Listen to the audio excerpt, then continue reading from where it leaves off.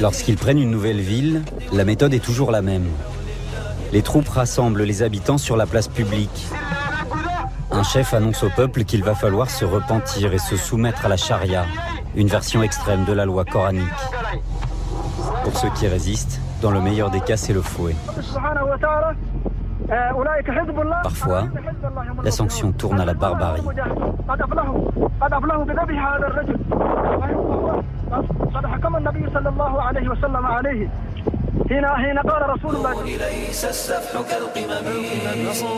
Les Chebab n'étaient au départ qu'un groupe de jeunes miliciens extrémistes. Aujourd'hui, ils sont les maîtres du pays. Ils sont bien organisés. Leurs multiples sources de financement sont difficiles à identifier. Elles proviendraient en partie de la diaspora et de certains businessmen somaliens qui jouent un double jeu. Vous avez des gens, notamment, et alors là c'est très très délicat, des gens qui travaillent avec les Nations Unies, qui sont des marchands, des commerçants, des transporteurs, qui ont des contrats parfois avec le Programme alimentaire mondial, avec d'autres agences des Nations Unies, et qui en même temps financent les Chebab. Pourquoi ? Parce qu'ils pensent qu'un jour ou l'autre, les Chebab vont prendre le pouvoir à Mogadiscio. Et qu'à ce moment-là, comme l'aide humanitaire continuera, parce que l'Occident, qui a bon cœur, ne voudra pas laisser mourir les vastes masses populaires, ils se retrouveront copains avec les gens qui seront au pouvoir. Donc à ce moment-là, quelque part, ils mettent de l'argent, c'est une sorte de pari, c'est d'acheter un ticket de loterie en espérant que vous allez sortir le bon numéro. Et ça, c'est une autre source de financement qui, elle, est alors froide et c'est un investissement d'affaires. Les Chebab ne cessent de se radicaliser. Récemment, dans une vidéo, leurs leaders ont même fait allégeance à Ben Laden.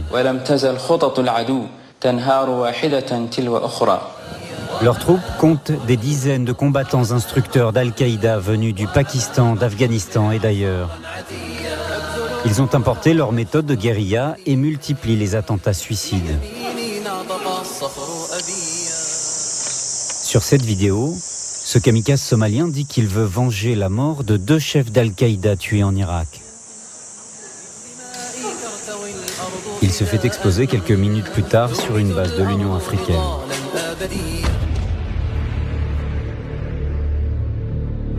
Et en juillet 2010, les Chebab ont revendiqué un attentat en Ouganda. Leurs ambitions ne se limitent plus désormais au territoire somalien.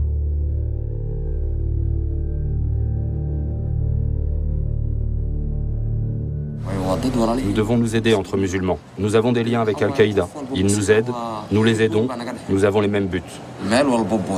Partout où les Américains sont implantés, on va attaquer. Même la Maison Blanche est une cible pour nous. Nous devons étendre l'islam partout, dans le monde entier.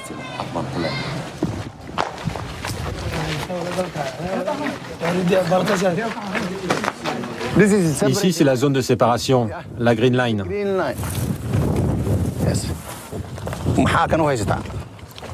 Montre-nous un peu ça. Pourquoi tu as ça, toi? S'ils sortent les flingues, on sort les flingues. S'ils sortent les couteaux, on sort les couteaux. Les Chebab sont une menace pour l'humanité tout entière, que vous soyez musulman ou non, blanc ou noir. Ce sont des groupes qui ont subi un lavage de cerveau. Ils viennent d'un peu partout, d'Europe, d'Asie. Il y a des Français, des Somaliens. Nous n'avons pas de gouvernement solide. Alors ils ont profité de la situation pour s'établir ici.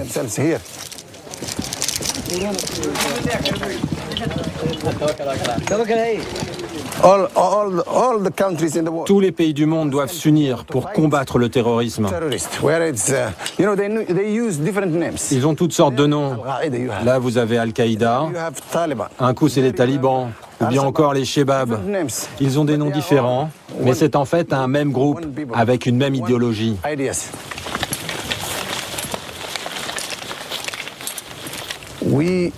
Nous lançons cet appel au monde entier. Venez, venez s'il vous plaît pour nous aider.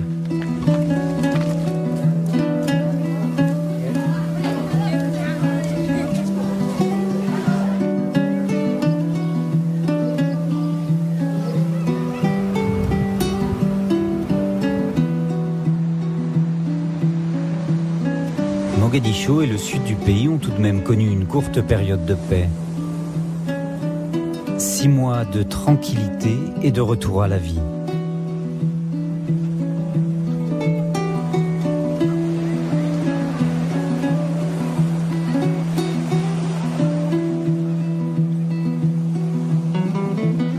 En 2006, l'Union des tribunaux islamiques conquiert le pouvoir.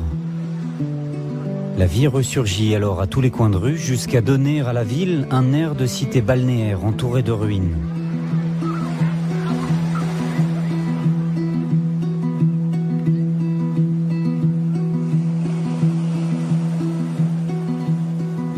Durant 6 mois, Mogadiscio va renaître.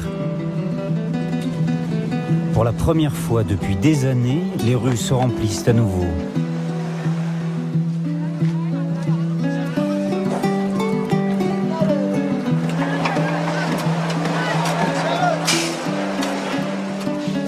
Les étudiants reviennent en masse sur les bancs des écoles et des universités.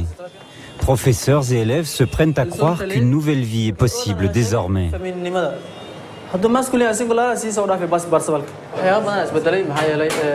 Avant, les étudiants ne pouvaient pas venir à l'école à cause des combats. Ça pouvait durer des mois et des mois. Et forcément, ils prenaient beaucoup de retard sur le plan éducatif. Aujourd'hui, ils n'ont plus peur de venir. Et ce qui est le plus surprenant, c'est que même ceux qui travaillent le jour peuvent aussi prendre des cours du soir, puisqu'on peut même sortir la nuit maintenant. Pendant 6 mois, la ville connaît la paix des extrémistes. Cette alliance de plusieurs mouvements islamistes rassemblant les plus modérés et les plus radicaux a permis de chasser les chefs de guerre qui divisaient le pays depuis des années. Seulement voilà, certains de leurs leaders sont considérés comme des terroristes et apparaissent sur la liste noire des États-Unis, comme Sheikh Awez. Nous considérons que nous avons droit au respect de la communauté internationale. Personne avant nous n'avait réussi à ramener la paix ici. Mais en fait, on nous attaque parce que nous sommes des musulmans, comme les talibans. Et c'est pour ça que tout le monde préfère soutenir nos ennemis. Durant cette période, le palais de justice reprend lui aussi du service. C'est la fin de l'anarchie somalienne. La charia est déclarée loi officielle. On multiplie les mises à mort et les exécutions publiques.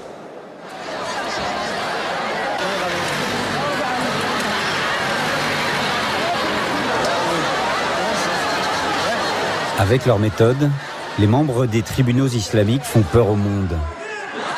La communauté internationale, échaudée par l'exemple afghan avec les talibans, craint de voir la Somalie devenir une nouvelle base arrière pour Al-Qaïda.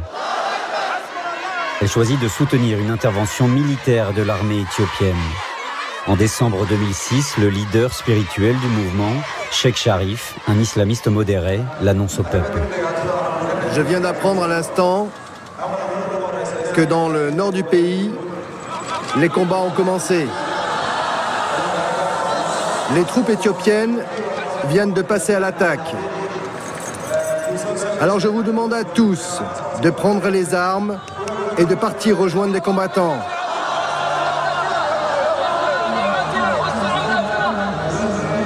C'est la guerre aujourd'hui. Il faut se battre.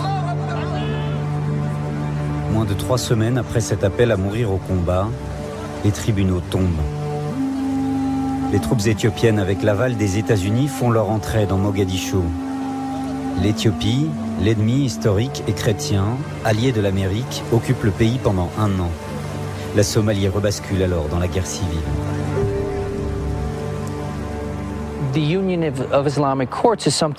L'Occident aurait dû essayer de travailler avec l'Union des tribunaux islamiques en tentant d'influencer et de renforcer les modérés. Au lieu de cela, les Éthiopiens ont envahi militairement le pays pour soutenir le gouvernement de transition de l'époque qui était profondément impopulaire auprès des Somaliens. Ça n'a fait que radicaliser un peu plus les islamistes.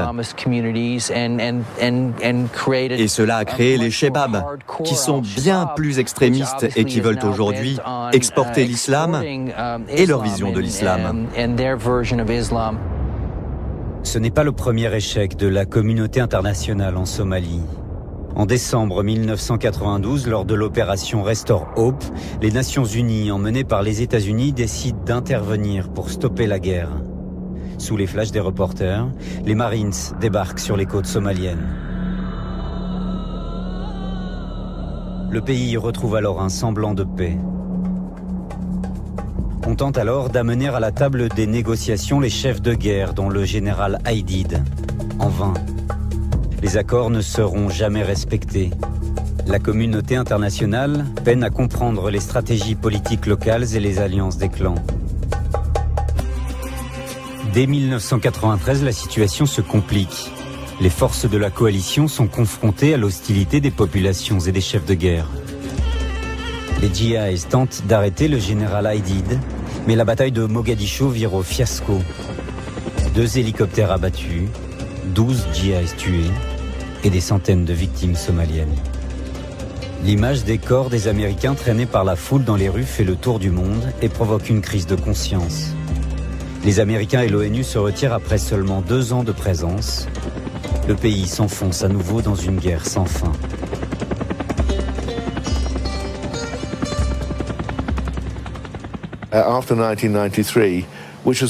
L'expérience de 1993 a été un traumatisme pour les organisations internationales, surtout pour les casques bleus.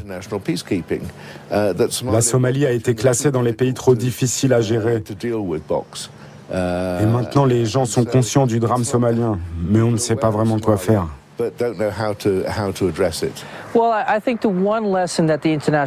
Il y a une leçon que la communauté internationale aurait dû tirer de tout cela. C'est que l'on n'arrivera pas à imposer un État central en Somalie. En réalité, la plupart des clans en Somalie ne veulent pas d'un gouvernement central puissant, parce qu'ils savent qu'il y aura forcément un clan qui va mettre la main sur ce gouvernement, et que ce clan va ensuite utiliser les ressources de l'État à son propre profit, au détriment de tous les autres clans. Le monde a tourné le dos à ce pays trop complexe et l'a laissé dans l'impasse, livré à l'appétit sans fin des chefs de guerre.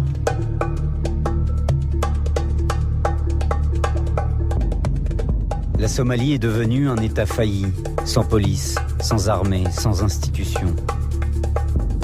Un terreau idéal pour le fondamentalisme, mais aussi pour la piraterie.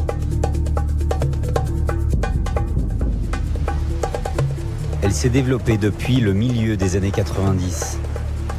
Au départ, de simples pêcheurs s'étaient armés pour se protéger contre les intrusions illégales des chalutiers étrangers dans leurs eaux territoriales.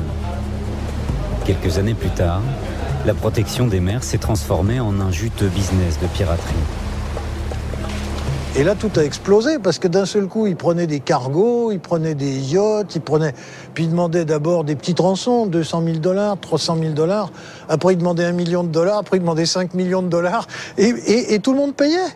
Ah on ne saurait résister à une chose aussi attirante que ce processus, hein. Et disons à partir de 2006-2007, c'est parti, petit d'abord, 2008-2009, ça a flambé. Maintenant, le business est bien organisé. Allez, du thon, c'est le meilleur du marché. Les premières victimes de la piraterie, celles dont on ne parle jamais, ce sont les pêcheurs somaliens eux-mêmes.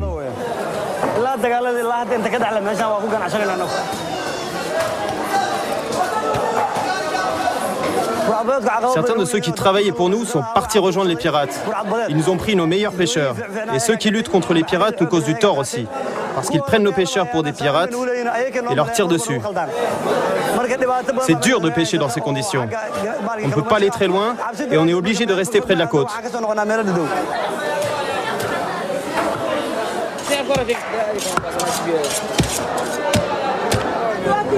Les pays voisins subissent eux aussi la piraterie. Le Sakoba, chalutier kényan, est de retour au pays après 4 mois de prise d'otage.